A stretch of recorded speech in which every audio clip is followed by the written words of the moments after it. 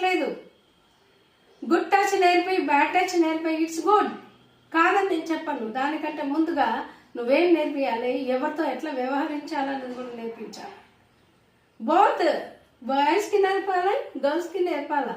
Only ఆడపిల్లలకు నేర్పించడం కాదు, మగ పిల్లలకు సహితం నేర్పించాలి. నాన్న వీళ్ళు నీకు పిన్ని అవుతారు, వీళ్ళు నీకు బాబాయ్ అవుతారు, వీళ్ళు నీకు చెల్లి అవుతుంది. అది నేర్పించినప్పుడు కదండి వాళ్ళకు నైతిక విలువ అనేది తెలిసేది. నైతిక విలువలు మనం నేర్పించలేం సరికదా. వాళ్ళు చేస్తున్న పనికి మాలిన పనులకు కూడా కొంతమంది, అందరని నేను చెప్పను, కొందరు వీళ్ళ పిల్లలు మాత్రం సేఫ్టీగా ఉండాలని అవతలి వాళ్ళ పిల్లల గురించి ఆలోచించకుండా చాలా మూర్ఖంగా ఆలోచిస్తారండి. అది చాలా బలహీనమైనటువంటి పరిస్థితి.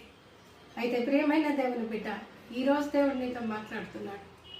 నీ పిల్లలు ఏ విధంగా ఉన్నారు? నీ పిల్లలకు నువ్వు నైతిక విలువ నేర్పించగలుగుతున్నావా?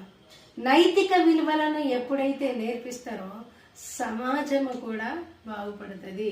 సమాజం ఎప్పుడైతే బాగుపడుతుందో దేశము బాగుపడుతుంది. దేశ ప్రగతి నీ చేతిలో ఉంది. ఒక మంచి తరాన్ని మనం చూడాలని దేవుడు ఆశపడతా ఉన్నాడు. ఒక మంచి తరాన్ని మనం లేపగలగాలి. అట్టి మరి అంతేకాదు, దేవుని వాక్యంలో ఉంది, ఏమని ఉందంటే మనము కూర్చున్నప్పుడు, పడుకున్నప్పుడు, నిలబడినప్పుడు, ఎక్కడికి వెళ్తున్నప్పటికీ కూడా దేవుణ్ణి గూర్చి మనము చెప్పాలి అని అయితే దేవుని వాక్యంలో ఉంది. కాబట్టి ఈ రోజు నుండే పిల్లలకు మంచి వాక్యాన్ని నేర్పిద్దాం.